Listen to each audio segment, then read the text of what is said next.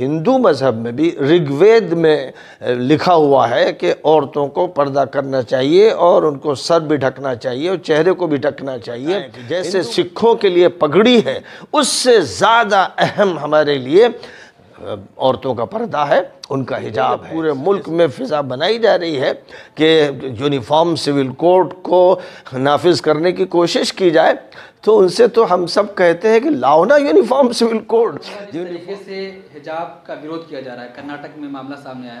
اب بھارتیہ جنتا پارٹی نے کہہ دیا کہ اگر ہماری سرکار اتراکھنڈ میں بنتی ہے تو ہم کامن سول کوڈ لائیں گے، تو اس کو کیسے آپ دیکھ رہے ہیں؟ حجاب کا جہاں تک تعلق ہے، وہ اسلامی فرائض میں سے ایک فریضہ ہے.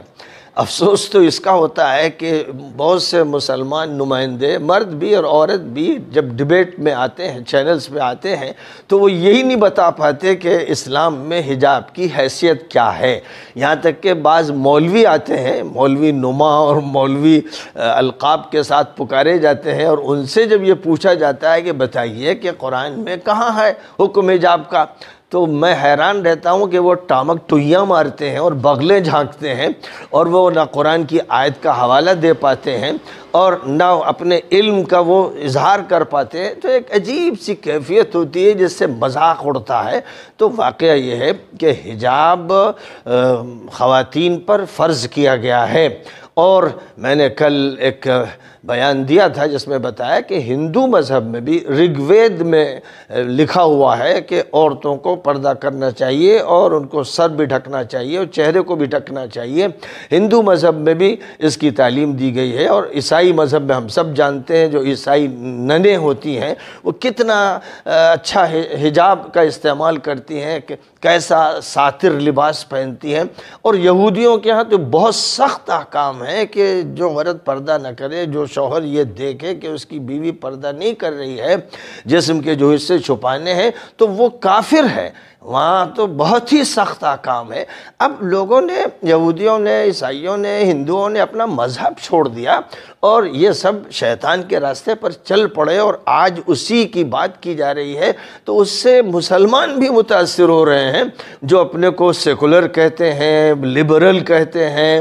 تو وہ لبرل یا سیکولر نہیں ہے، وہ شیطان کے چیلے ہیں، ابلیس کے شاگرد ہیں. ان کو صحیح بات معلوم نہیں، اس لیے حجاب مضبوطی کے ساتھ قائم رہے گا. میں نے یہ کہا تھا کہ اگر فرض کیجئے کہ ایسی صورتحال ہو جائے کہ اسکولوں میں اور کالجوں میں کہہ دیا جائے کہ حجاب پہن کر کوئی لڑکی نہیں آئے گی، تو پھر مسلمانوں پر فرض ہو جائے گا کہ وہ اپنے اسکول بنائیں، اپنے کالج بنائیں، وہاں پر تعلیم کا انتظام کریں، اور وہ ایسے کالجز کو چھوڑ دیں. ہاں، کوشش پوری کرنی چاہیے قانونی اعتبار سے، سیاسی اعتبار سے، کہ ہم اپنا حق منوا کے رہیں، اور یہ بتائیں کہ جیسے سکھوں کے لیے پگڑی ہے، اس سے زیادہ اہم ہمارے لیے عورتوں کا پردہ ہے، ان کا حجاب ہے.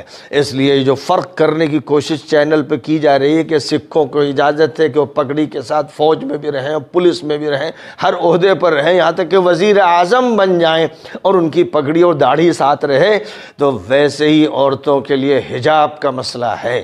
اس لیے بہرحال یہ تو بہرحال واضح ہو جانا چاہیے کہ اگر لڑکیوں کا اسکول ہے، لڑکیوں کا کالج ہے، جہاں صرف لڑکیاں ہیں اور عورتیں پڑھا رہی ہیں، تو وہاں حجاب کی ضرورت نہیں ہے. وہاں تو وہ جیسے گھر پہ رہتی ہیں ویسے وہاں بھی ہو سکتی ہیں. تو اس لیے اگر یہ بات تسلیم کر لی جائے کہ وہ حجاب پہن کر آئیں، اور حجاب کو پھر اسکول میں کہیں پر رکھ دیا جائے، کلاس میں جب وہ حاضر ہوں تو اس حجاب کی پابندی نہ کریں، چونکہ وہ سب اپنی بہنوں کے ساتھ ہیں، لڑکیوں کے ساتھ ہیں.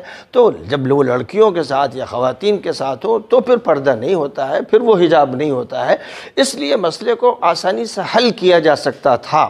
کرناٹک میں بھی پہلے ہی مرحلے پر مسئلے کو حل کیا جا سکتا تھا، لیکن بہت سے لوگ ہیں جن کو سیاست کے بغیر چین نہیں آتا ہے، اور وہ سیاست کو فرقہ واریت کا ذریعہ بناتے ہیں.